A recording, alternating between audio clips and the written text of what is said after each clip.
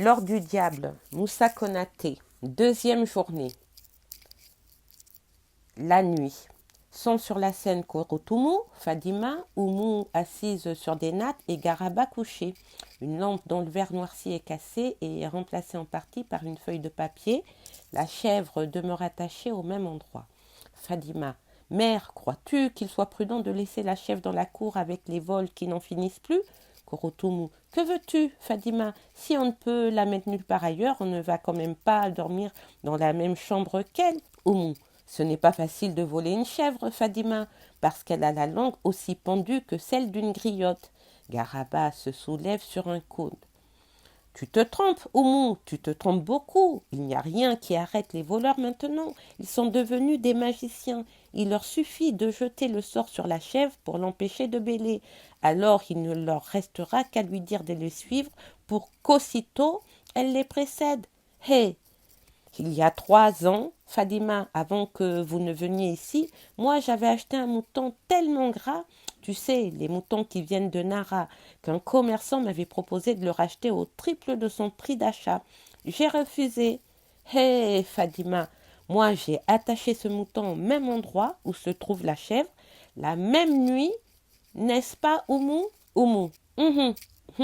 Cherche-toi un autre témoin, parce que moi, je ne t'ai jamais connu propriétaire d'un mouton, à moins que ce ne soit avant que tu ne m'aies épousé. Garaba, en souriant et en se mettant sur son séant. Ah ah ah, Oumou, tu es amer, ne gâte pas notre nuit. Je te demandais tout simplement de dire oui. Qu'est-ce que cela te coûte? Oumou, tu racontes des histoires sans tête ni queue. Garaba, Korotoumou, tu devrais pourtant donner des conseils à ton amie, parce que je te le jure, Korotoumou, si elle continue à bougonner comme quelqu'un qui porte un panier d'excréments sur la tête, sa vésicule biliaire va éclater. Oumou, Korotoumou et Fadima éclatent de rire. Garaba. Korotoumou, dis que je suis un menteur si ce que je m'en vais raconter n'est pas vrai. Oumou, je t'en supplie, tais-toi, tu me donnes des maux de tête. Garaba se recouche. Korotoumou, tu devrais pourtant donner des conseils à ton ami avant qu'il ne soit trop tard. Parce que tu vois, Oumou, il faut rire, rire du matin au soir. Qui sait que tu souffres? Personne ne fait attention à nous.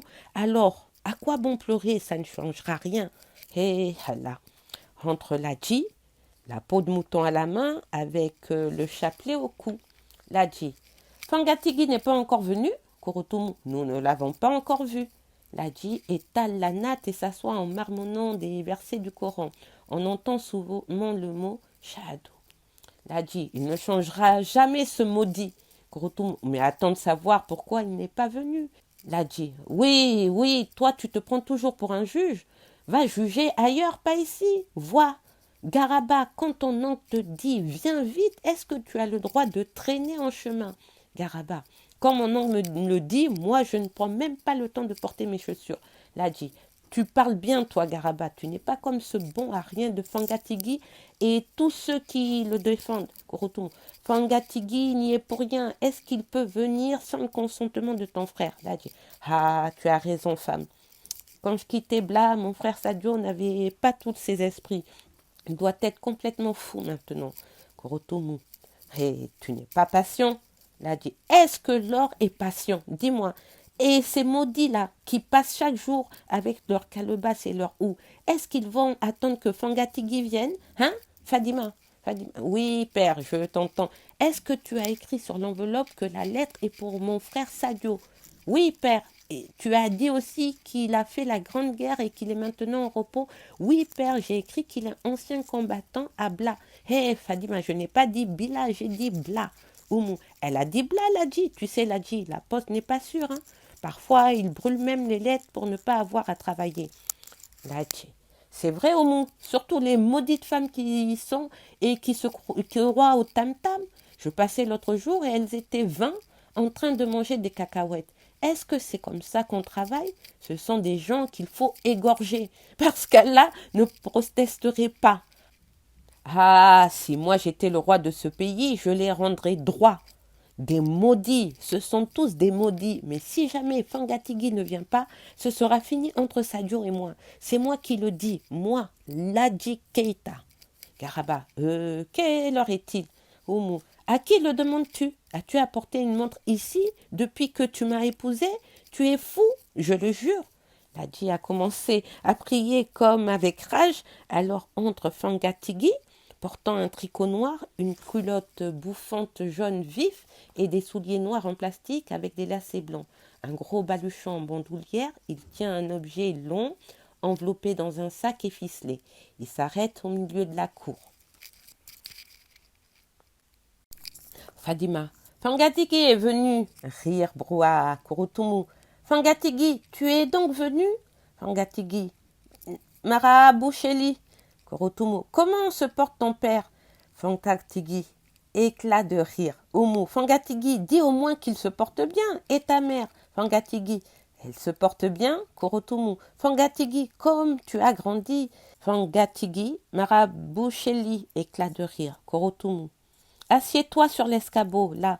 Fangatigi s'assoit, le baluchon en bandoulière et l'objet en main. Ladji finit de prier. Ladji. Fangatigi.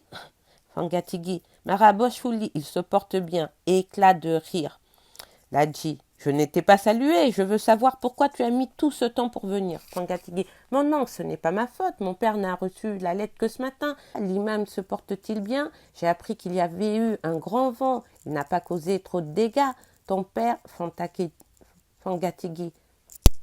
Fangatigi. Mara Boucheli. Ladji. Tu as perdu la tête, Fangatigi? Ladji se met à prier. Kurutumu. Fadima, apporte le reste du couscous à Fangatigi. Peu après, Fangatigi commence à manger. Kurutumu. Mange, Fangatigi. Nous avons déjà mangé, nous autres. Tu dois être bien fatigué. Trop, ma tante. Jamais je n'ai vu une voiture comme celle que j'ai empruntée cette fois-ci. Il fallait s'arrêter tous les 100 pas pour mettre de l'eau dans le moteur. Il y avait tellement de fumée que je ne voyais pas mes voisins. Fangatigi finit de manger et se lave les mains. Fangatigi. Ha badaka ma tante. Kurutumu. Ha ibadaka halla. Ladji. Fangatigi. Oui mon oncle, je t'entends. Tu sais pourquoi je ai demandé à ton père, mon oncle Sadio, de te laisser venir? Non mon oncle, mon père m'a dit tout simplement que tu voulais me voir. Je t'ai fait venir, Fangatigi, parce qu'il y a de l'or, beaucoup d'or dans le fleuve. Hein? Beaucoup d'or, Fangatigi. Et à qui appartient l'or, mon oncle? Mais à personne, Fangatigi. À personne? Mon oncle. Qu'y a-t-il, Fangatigi? Fangatigi. Mon oncle, l'or appartient toujours à quelqu'un, Ladji. Mais puisque je te dis que l'or est dans le fleuve et que tout le monde peut aller l'y chercher. Fangatigi. Mon oncle. Ladji. Qu'as-tu à pousser ces À tout moment, me prendrais-tu pour un menteur, Fangatigi? Parle. Fangatigi. Qu'Allah me préserve d'une telle pensée, mon oncle. Ladji. Alors dis-moi à qui appartient l'or puisque tu le sais mieux que moi. Fangatigi. Mon oncle, l'or appartient toujours au diable. Ladji. Ah, Fangatigi. Depuis que je t'ai vu avec ton baluchon et tes souliers, j'ai compris que tu souffrais de maux de tête. Si je comprends bien, tu refuses donc de chercher de l'or pour ton oncle? Fangatigi. Qu'Allah me préserve d'une telle pensée, mon oncle. Même si cet or appartient au diable Mamourou, j'irai le chercher. Ladji. Voilà qui me rassure. J'ai pensé à ce que tu m'as dit. C'est pourquoi je te donnerai un gris-gris. Alors, oublie tous les diables et même Mamourou. Fangatigi. Je t'ai entendu, mon oncle. Trouve-moi seulement une bonne houe. Ladji. Rassure-toi, Fangatigi. J'y ai déjà pensé. Creuse seulement les yeux fermés. Fangatigi. Mon oncle, c'est comme si je creusais déjà. Mais, mon oncle, qu'y a-t-il encore, Fangatigi? Et les Indodamori? Gendarmes. Éclat de rire. Hé, ne riez pas, je les connais mieux que personne, les Indodamori. Ladji. Ne t'en fais pas, Fangatigi. Ils ne te toucheront pas. Fangatigi. Mais mon oncle, si les Indodamori, eux aussi, s'avisaient d'aller chercher de l'or et m'ordonnaient de m'éloigner. Mais non, Fangatigi, l'or n'intéresse pas les Indodam. Gendarmes. Fangatigi. Je ne dis pas non, mon oncle, mais tout le monde aime l'or.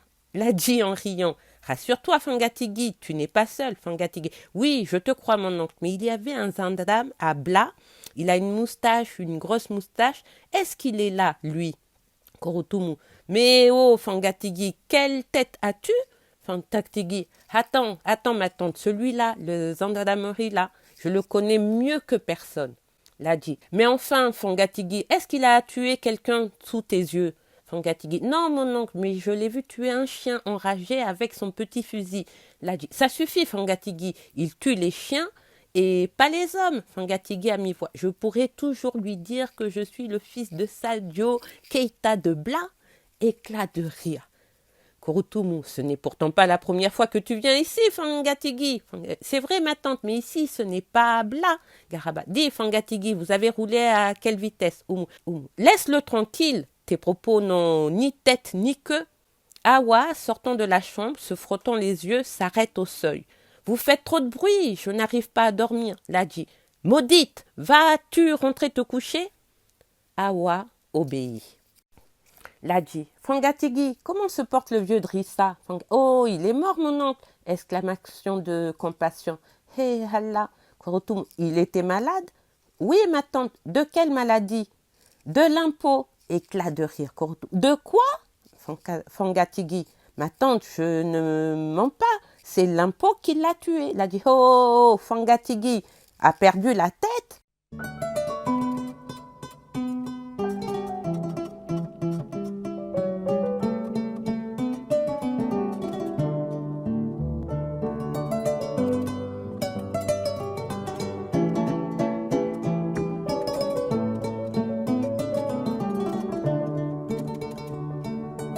Fangatigi emporté. Pourtant, je dis que c'est l'impôt qui l'a tué. On nous a dit que les gendarmes étaient en chemin pour venir récupérer l'impôt. Alors Drissa a voulu cacher son taureau, il lui a taché les yeux, puis l'a pris par les cornes pour aller le cacher dans la brousse. Le taureau s'est fâché et il a ouvert le ventre de son propriétaire. Drissa est mort sur le champ. Est-ce que ce n'est pas l'impôt qui l'a tué? Silence. Oumou.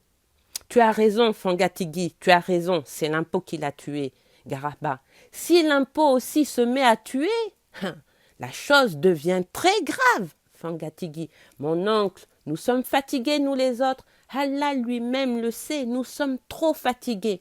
Il s'enflamme. Si ta case a un toit, tu payes l'impôt. Si elle n'a pas de toit, tu payes l'impôt. Nous payons l'impôt sur les vaches, nous payons l'impôt sur les moutons, nous payons l'impôt sur les chèvres, nous payons l'impôt sur les poules, nous payons l'impôt sur les fusils, nous payons l'impôt sur les coupes-coupes. Il a dit, oh, Fangatigi, arrête, ta maladie empire. Fangatigi, non, mon oncle, je ne suis pas fou. Tiens, il détache le paquet qu'il tient en main depuis son arrivée.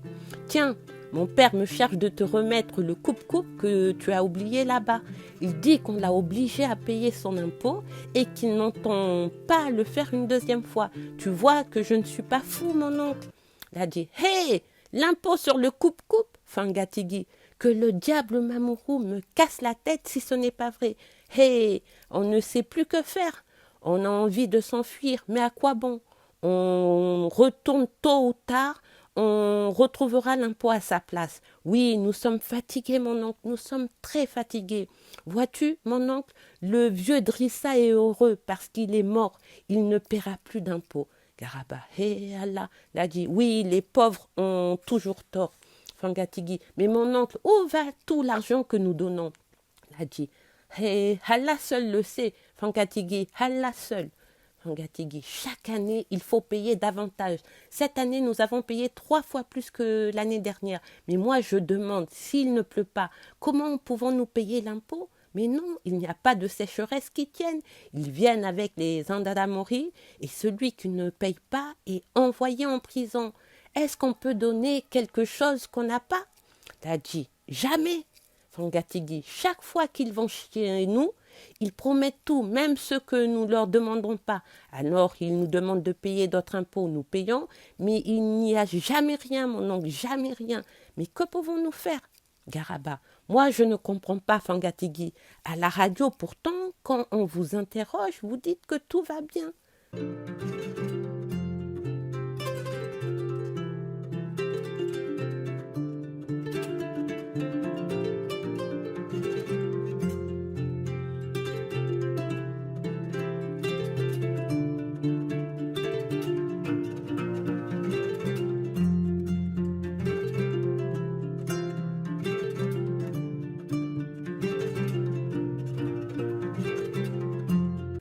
Fangatigi, Oncle Garaba, il y a des choses qui ne sont pas bonnes à dire, sinon quand il s'agit de mentir, la radio est sans pareil.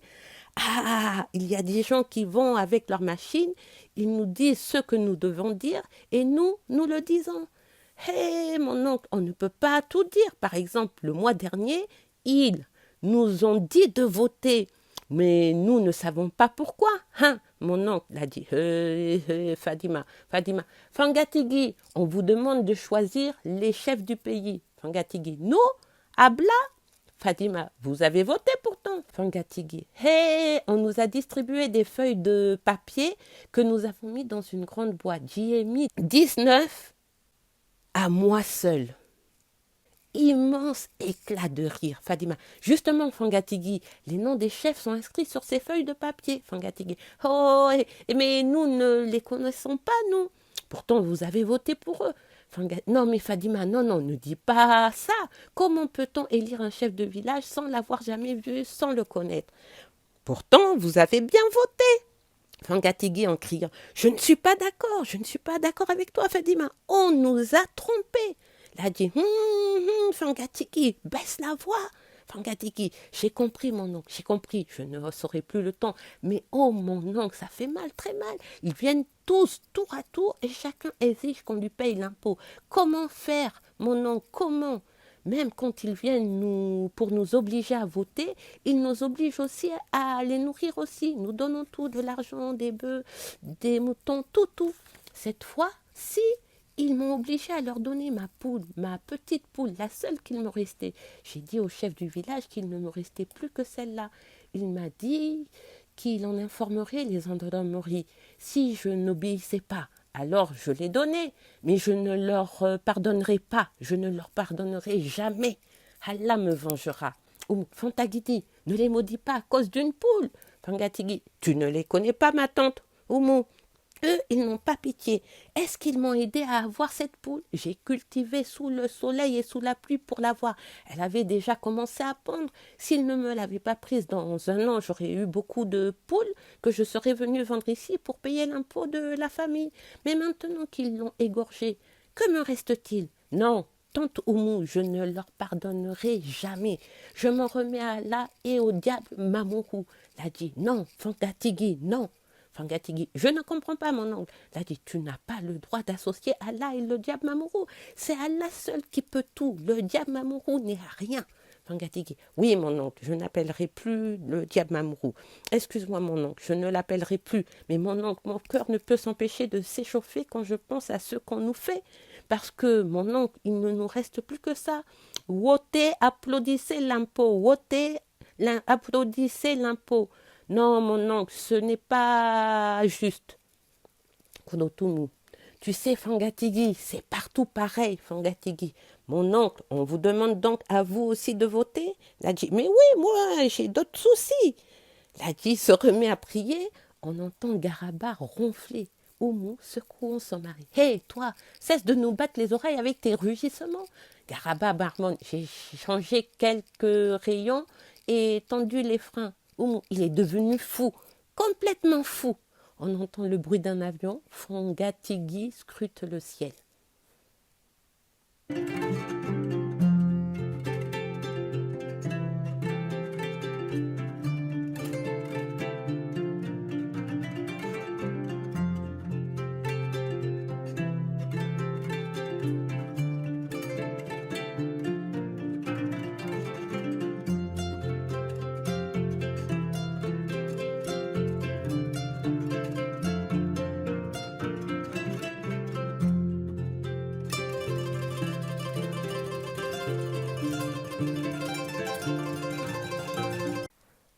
Fangatigi à Kurutumu. Ma tante, il y a un petit avion qui tombe tout le temps au-dessus de notre village. Il vole tellement haut qu'on ne le voit pas. Tu l'as vu, toi aussi, ma tante, n'est-ce pas?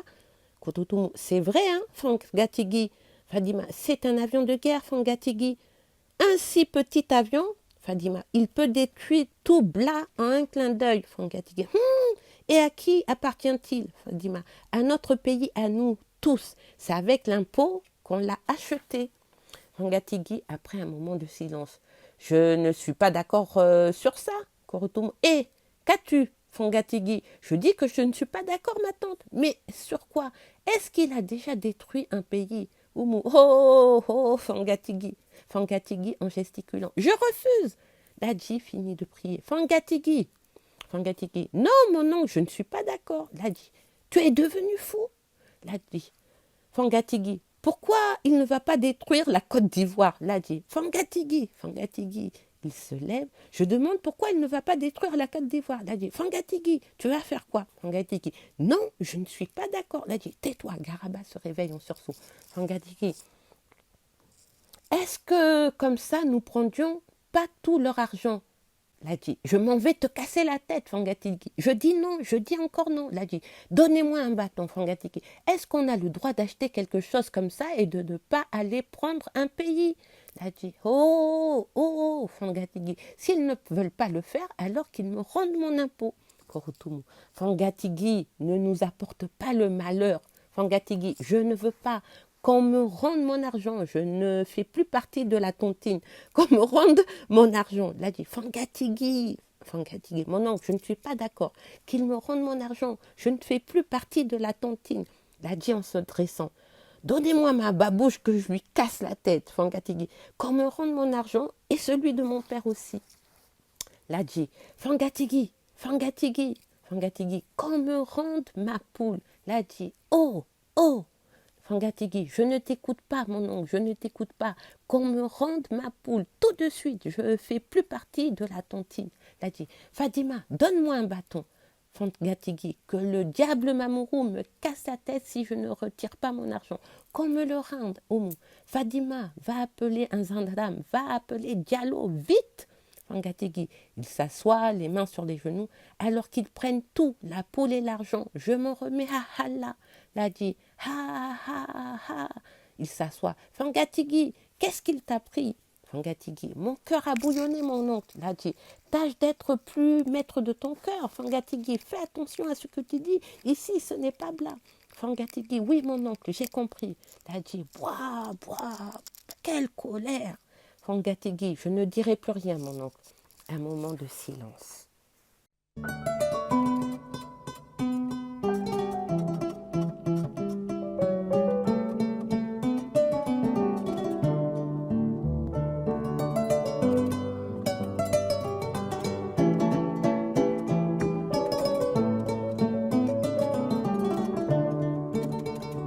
Ladji, moi, je t'ai fait appeler pour chercher de l'or et non le malheur. En tout cas, si tu mets autant de rage à chercher de l'or, tu en rempliras un sac de 100 kilos. Fangatigi, je suis venu pour ça, mon oncle. Garaba, Ladji, quand j'étais enfant, mes colères étaient tellement terribles que ma mère se demandait si je n'étais pas habitée par de méchants diables. Oumou, si tu as autant de cœur, tu dois aller au fleuve avec Fangatigi.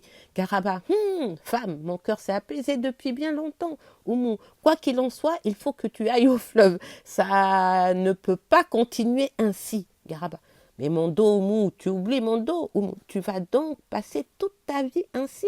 Garaba, tu oublies donc mon dos.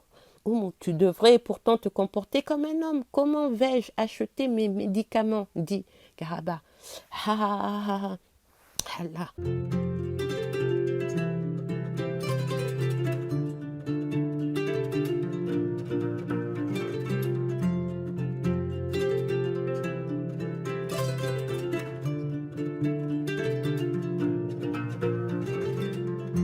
Fangatigi, oncle Garaba, nous pourrions bien y aller, puisque tu as mal au dos, moi je creuserai, et toi tu verras des fois que les Andadamori s'aviseraient de venir. Garaba, mais s'il n'y a rien, Fangatigi, ah, il paraît qu'il y a du pétrole sous la terre, n'est-ce pas mon oncle? Alors nous creuserons des puits de pétrole. Que le diable Mamourou me casse la tête si je ne creuse pas la terre jusqu'à l'os. Fin de la 2e journée. L'or du diable, Moussa Konaté.